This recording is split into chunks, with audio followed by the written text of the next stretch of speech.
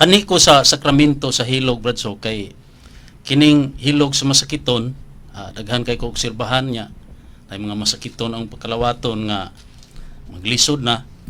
Ya, doon ako'y kasinatian sa atong bag-upang waparoy tuig nga mismo gyud sa ko ang bayaw nga gihilugan.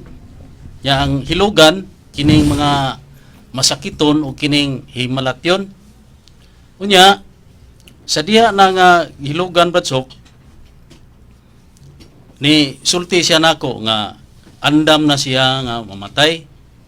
Ay mo ning parinti si ako ang bayaw, mapahuway la siya sa kalinaw. Moto nga nakaandam gyud ba so kay nahilugan siya, nagkukumpisal niya dahil hilugan kay makasulti pa man. Diha gyud giapungan ako. Akong nakita nga lig-on kay siya Bradsok ni atubang sa kamatayon ug wa gyud siya kabalaka. Moto nga kuan ako mga asawa ko kay preparado siya. Muna epekto sa hilog. Diha pagyud sa akong ugangan na karon naapan padayon pa og as panimalay nga wa na gyud siya magtingog. Nya wa na gyud ang mga silingan namo niingon nga awan na Bradwin, kuha na. Moto akong gikuha ang pare, akong amigo niya gihilugan gyapon. Sa grasya ng Ginoo naka-recover siya unya gani niingon siya nako nga gidatugan kuno siya o kanang dako kay tao nga itom. Nya kalit lang ni biya niya kay nahilugan man sa kumigong pare. Nya karon padayon siya dako kining milagro.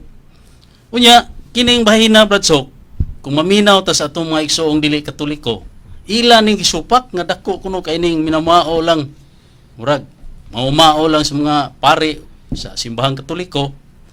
Nya naay mga teksto nga ilang ilabay kining Salmo kapitulo 103 bersikulo 2 ngadto sa 3 nga dalaygon si Yahweh o kalagko nga maoy upasaylo sa tanan mong mga kasalanan nga maoy magaayo sa tanan mong mga balatian. Wala jud kuno miingon nga adtos pare aron hilugan. Ditso nga to sa Ginoo. Ya sa Roma kapitulo 10 bersikulo 13. Si San Pablo sa nag-ingon nga usab nga kay ang tanan nga mga liyas sa ngalan sa Ginoo maluwas. Dinhi ko Bradsok ngay palihog ko og explicar ani niya ako sa dili pa Bradsok ni nagtugon tong akong kuan sad nga kuan kuno nimo nga unsa maning tawo nga itom nga nakita mo gyud niya Bradsok nga kita niya gidatugan siya palihog ko Bradsok. Salamat kay Brother Edwin kay usa ni sa mga menungdanon kayo nga hinabu sa atong kinabuhi yung kung menungdanon kay kuyawan man tani kung kisa man kay dili kuyawan the death the end of our human life. Kitang tanan gitahasan na sulat na matud pa sa Roma 5:12 nga pinagi sa kataong sala miabot sa kalibutan o tungod sa sala miabot ang kamatayon o ang tanan mga matay. Muna nga mabot na nato. Pero matud pa sa kapuit, yes, death is asleep. But while we are awakened, we observe the morning which does not have noon or afternoon, and that is the day of eternity. Ang kamatayon sama sa kapagkatulog, pero dihang may matata sa kakabuntagon, nga wa na ikautuhon ug wa na ikapunon ang adlaw nga dili na matapos. Kana nindot ng description sa mamatay nga buutan kay kuman usa ka kabuntagon wa na ikautuhon wa na ikapunon usa ka adlaw nga wa na katapusan. Muna nga mabot na itong kamatayon. Ang simbahan maniguro gyud, the church is replete with the Holy Spirit, and the Holy Spirit produces wisdom for our salvation.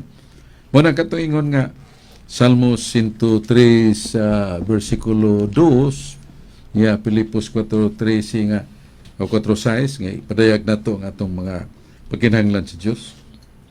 Ang Diyos may moayo dili gyud babag kay onom non est omnia. So sa panultihon skinadman nga one line of the Bible does not comprise all.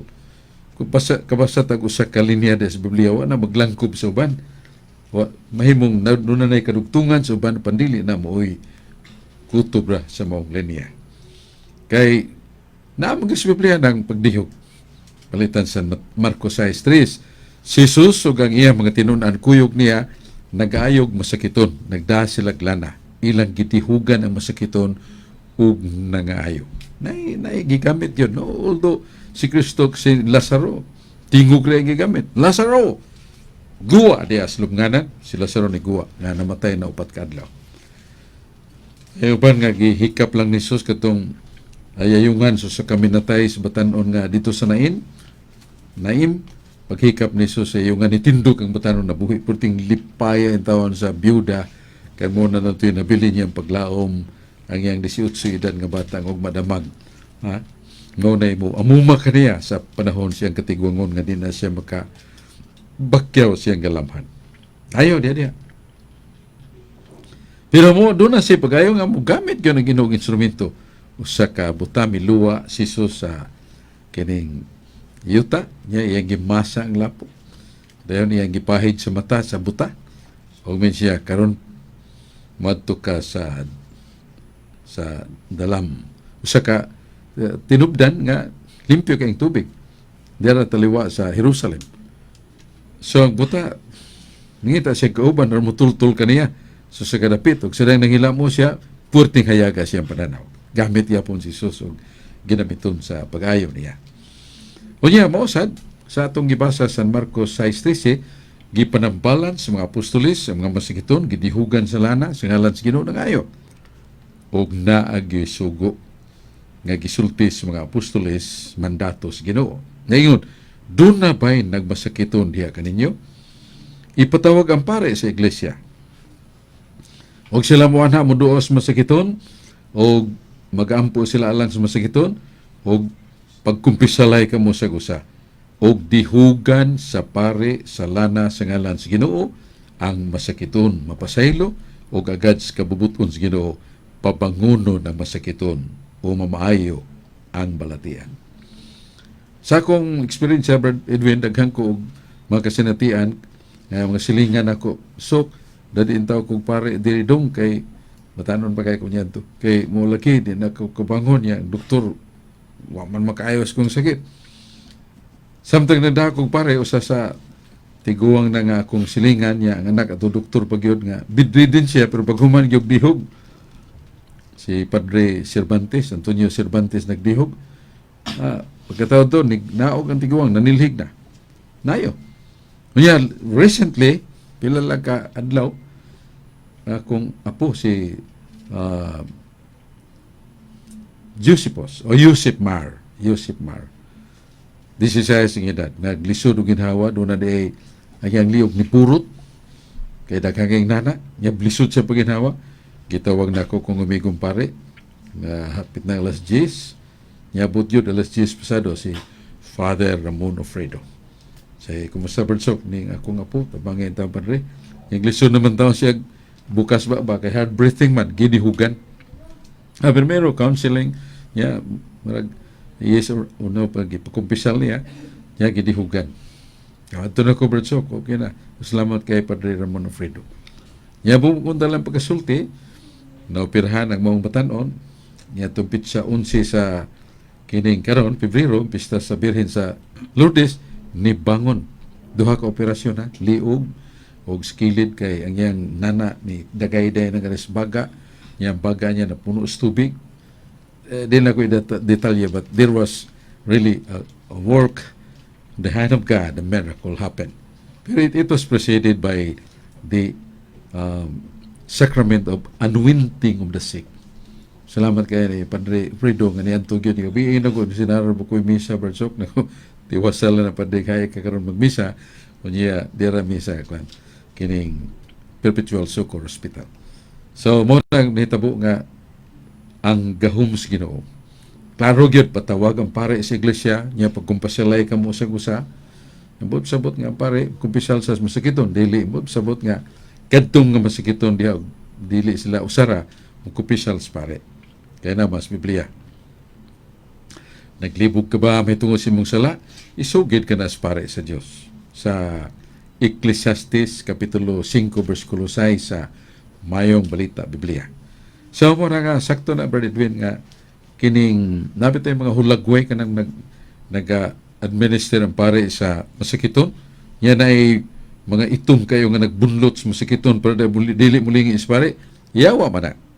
Nga dili gustong yawa nga mailog ang masakiton sa ilan ng kuptan ba tungod sa sala.